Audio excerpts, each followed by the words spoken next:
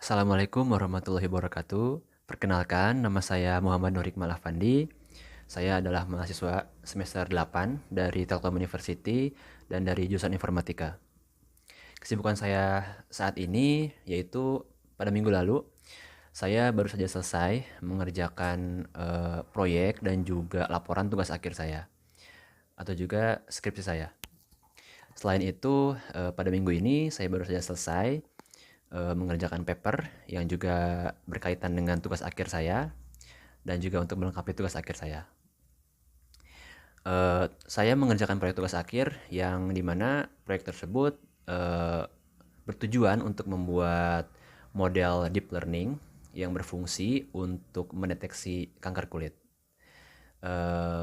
Dan juga nantinya model tersebut akan diimplementasikan atau dimasukkan ke dalam software, ke dalam aplikasi mobile agar dapat berguna dan dapat mendeteksi kanker kulit secara langsung. Selanjutnya pada saat perkuliahan, saya pernah mengikuti beberapa kegiatan kampus Merdeka. Yang pertama, saya pernah mengikuti kegiatan studi independen bersama Bangkit Academy. Pada waktu itu saya mempelajari hal-hal terkait Android development. Saya diberikan course-course terkait Android development. Dan pada akhir program terdapat proyek akhir yang harus dikerjakan secara berkelompok.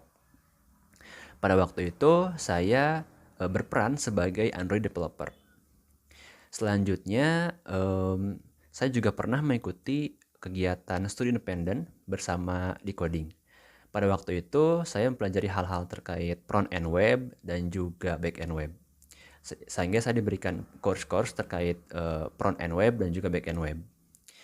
Pada waktu itu juga terdapat proyek akhir yang harus dikerjakan secara berkelompok. Pada waktu itu saya membuat aplikasi berbasis web yang dimana waktu itu berfungsi untuk menampilkan informasi tempat wisata kuliner di wilayah Madura. Pada waktu itu saya berperan sebagai backend developer yang dimana pada waktu itu harus menampilkan informasi wisata kuliner Madura. Selanjutnya mengenai proyek-proyek yang paling menarik yang pernah saya kerjakan, yaitu menurut saya pada waktu perkuliahan juga saya pernah mengikuti internship di salah satu research center di kampus, yaitu Human Centric Engineering. Pada waktu itu saya diberikan tugas untuk membuat aplikasi berbasis model machine learning pada waktu itu. Pada waktu itu saya bekerja secara berkelompok dan saya berperan sebagai mobile developer. Pada waktu itu hal yang menjadi kendala menurut saya adalah saya harus mengimplementasikan secara langsung model machine learning ke dalam proyek aplikasi mobile atau Android pada waktu itu. Untuk mengatasi hal tersebut, yaitu saya waktu itu membaca terkait dokumentasi terkait library-library yang bisa digunakan untuk melakukan hal tersebut. Dan juga pada waktu itu saya dibantu juga oleh tools-tools AI agar lebih cepat dalam membantu dalam pengerjaan aplikasi tersebut. Selanjutnya berdasarkan pengalaman-pengalaman yang telah saya alami, menurut saya motivasi saya yaitu saya selalu ingin berguna dalam hidup ini di lingkungan manapun, di perkuliahan, di pekerjaan maupun itu di lingkungan keluarga, saya selalu ingin berguna, terutama untuk mengimplementasikan hal-hal yang saya miliki, hal-hal yang saya kuasai, sehingga maka dari itu juga menjadi motivasi saya untuk mengikuti internship di DDB Telkom ini agar saya dapat berguna dan berkontribusi pada perusahaan untuk mengimplementasikan hal-hal yang saya miliki, saya kuasai, dan juga semoga saya bisa mendapatkan pengalaman yang berharga dengan mengikuti internship ini. Selanjutnya mengenai tools-tools yang pernah saya gunakan untuk membantu saya dalam pengerjaan proyek.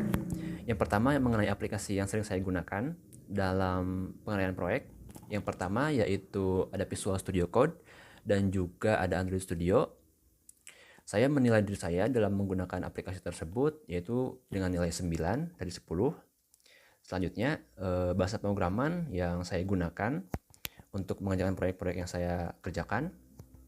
Yang pertama ada Python, ada JavaScript, dan juga ada Java, Kotlin, dan juga Go, MySQL, dan juga menggunakan MongoDB. Dan saya menilai saya dalam menggunakan hal tersebut itu dengan nilai 8 dari 10. Mungkin sekian yang bisa saya sampaikan. Mohon maaf bila ada kesalahan. Wassalamualaikum warahmatullahi wabarakatuh.